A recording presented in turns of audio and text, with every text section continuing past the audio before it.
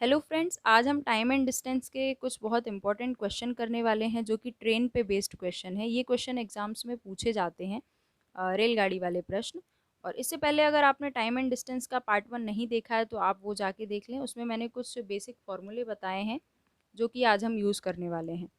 तो पहला क्वेश्चन हम देखते हैं। 72 किलोमीटर पर आवर की चाल से जा रही 60 मीटर लंबी रेलगाड़ी। यहाँ पर रेलगाड़ी की स्पीड आपको दी हुई है 72 किलोमीटर पर आवर और रेलगाड़ी की लंबाई दी गई है 60 मीटर। और बोला गया है कि ये एक बिजली के खंभे को कितनी देर में पार करेगी। टाइम पूछा गया है, कितनी देर मतलब समय आपसे पूछा गया है। अब ये बिजली के खंभे को पार कर रही है। बिजली का खंभा होगा कुछ इस तरह से, ये ऐसा होगा। इसकी कुछ लंबाई ऊंचाई होगी, लंबाई तो नहीं होगी। लंबाई ये लंबाई नहीं होगी, इसकी ऊंचाई होगी। और यहाँ कहीं ट्रेन खड़ी होगी। अब ये इसको किस तरह से पार करेगी। ट्रेन अगर इसको पार करेगी तो इसको पूरा इससे आगे निकलना होगा। अगर थोड़ा सा आगे निकलेगी, मान लीजिए कुछ ऐसा, तब तो नहीं माना जाएगा कि इसने इसको पार कर लिया। ट्रेन इसको पार करेगी, ये कब माना जाएगा कर लिया है पार, जब ये पूरा इस तरह से आगे निकल जाए ट्रेन।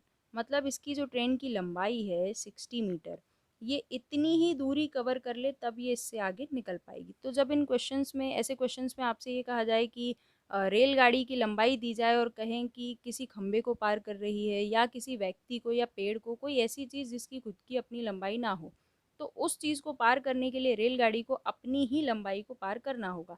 तो 60 मीटर जो आपको रेलगाड़ी की लंबाई दी गई है, इसको आपको डिस्टेंस मानना है और क्वेश्चन सॉल्व करना है। तो लेकिन आपके पास स्पीड यहाँ पे किलोमीटर पर आवर में है, तो आप इसको चेंज करेंगे मीटर पर सेकंड में। और मैंने बताया है पहले वाले वीडियो में कि इसको मीटर पर सेकंड में चेंज करने के लिए 5/18 से हम मल्टीप्लाई करते हैं। 18 से आपने इसको कैंसिल किया 4 बार में, 4 और 5 का मल्टीप्लाई हो गया 20 मीटर पर सेकंड। अब ये आपकी स्पीड निकल गई।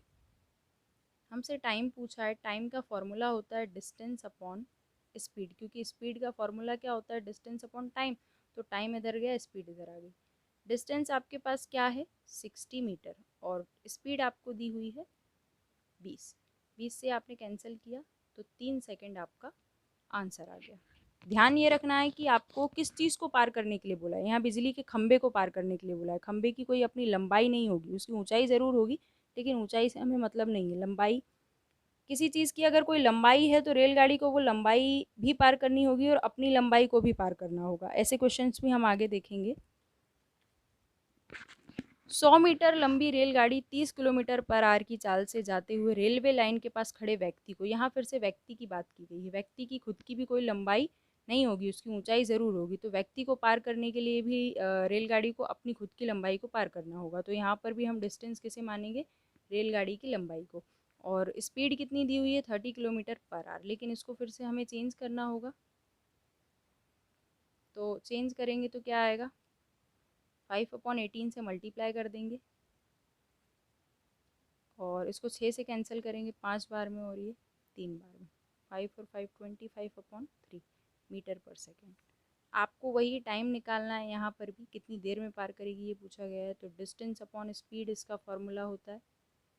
तो डिस्टेंस है हमारे पास 100 मीटर और ये हमने निकाला 25/3। ये रिवर्स होगा तो 3 ऊपर जाएगा, 25 नीचे। 25 से आप 100 को कैंसिल करेंगे 4 बार में और 4 और 3 इंटू किया तो 12 सेकेंड। मतलब 12 सेकेंड में ये उस व्यक्ति को पार कर जाएगी। नेक्स्ट क्वेश्चन हम देखते हैं।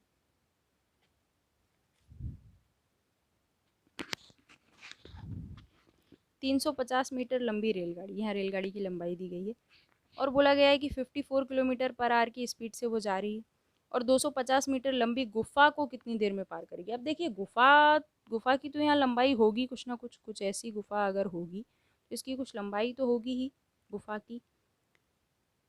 और इधर कहीं आपके पास ये ट्रेन खड़ी हुई है, तो ये ट्रेन इसको कैसे पार करेगी। ट्रेन की जो लंबाई है वो 350 मीटर है और गुफा की लंबाई दी है हमको 250 मीटर।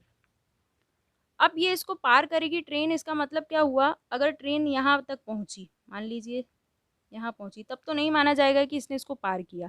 पार किया ये कब माना जाएगा, जब ये पूरी तरह से आगे निकल जाए, मतलब यहाँ से यहाँ तक निकल जाए।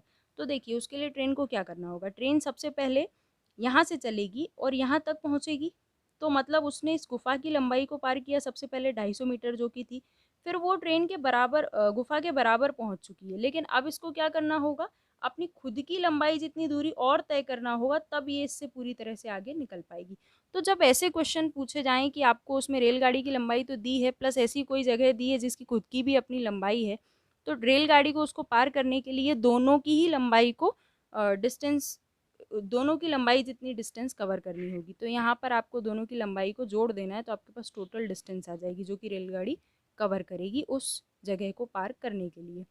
तो ये जगह कौन-सी हो सकती हैं? देखिए, या तो कोई ब्रिज हो सकता है, पुल, या कोई गुफ़ा या सुरंग, या फिर प्लेटफ़ॉर्म दे सकते हैं जिनकी खुद की अपनी कोई लंबाई हो।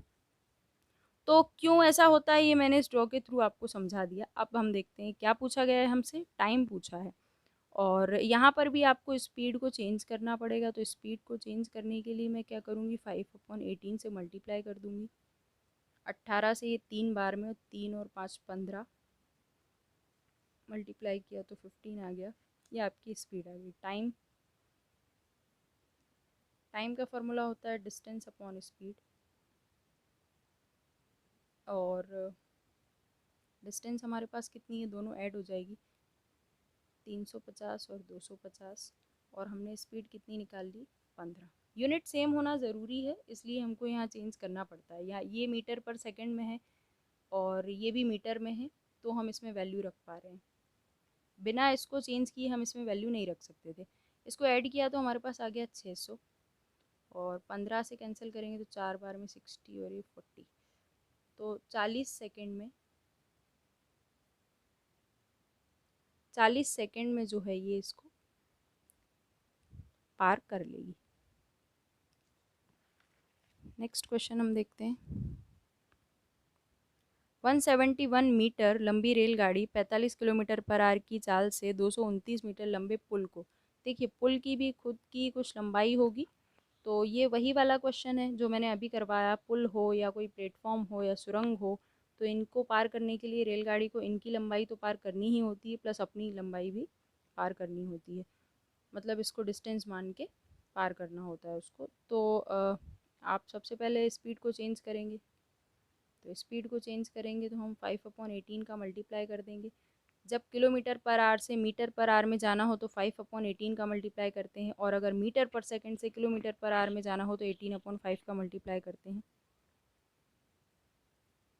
ये कैंसिल होगा, 9 से कर देते हैं, 6 हाँ 9 से हो जाएगा, 18 और ये 5 बार में, 5 और 5 25/2। ये आपकी स्पीड चेंज हो गई मीटर पर सेकंड में। अब हमको टाइम निकालना है, तो टाइम का formula distance upon speed. Distance हमको दी है 171 + 229, दोनों को ऐड करना पड़ेगा, और ये 25/2 ऐड किया तो 004, और 25/2 ये रिवर्स होगा तो 2/25। 25 से कितनी बार में जाएगा, एक बार में, और 156 बार में, तो 16 × 2 32 सेकेंड।